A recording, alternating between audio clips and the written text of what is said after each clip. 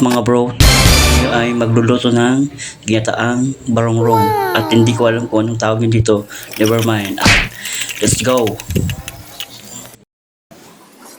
At ilalagay na po natin ng ating barongrong mga guys. Hindi ko alam pa talaga kung anong tawag yun dito mga. Kaya go, samahan nyo na lang po ako.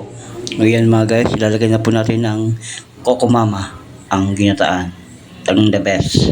Coco Mama, baka naman.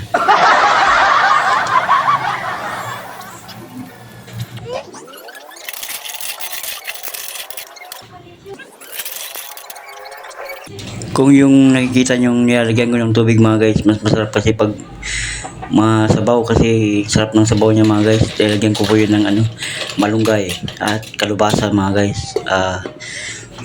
Masustansya sa katawan niya mga guys. What the fuck? Yan po mga bro, ilalagay po natin ng kalubasa mga guys. Masarap pag may kalubasa mga guys. Yan, halo-haloy lang natin mga guys at para lalong manuot ang sarap mga guys. Lagyan ng magic sarap. Lagyan po natin ng magic sarap mga guys para lalong mas masarap. Magic sarap, baka naman. At lalagyan po natin ng patis. Patis. Baka naman. Yun po mga guys, nilagyan ko po ng bitchin. Optional lang po yan. Kahit hindi nyo po nilagyan. Magic sarap, okay na po yan. Ayan po mga guys, nilagyan ko po ng asin dahil nakukulangan po ako sa lasa, alat. Lagyan po natin kahit kunti at halo-haloin po natin mga guys. O yan mga guys, halo-halo lang. Parang pagmamahal yan, halo-haloin mo para magkaroon ng lasa, leke. Ayan po mga guys. Ayan po mga guys, titikman natin mga guys kung masarap. Nag-iimasan. Gao kayo, mantayon. Sadagan. Ayos na to mga guys. Malapit na. Paghintay lang tayo ng ilang sandali mga guys.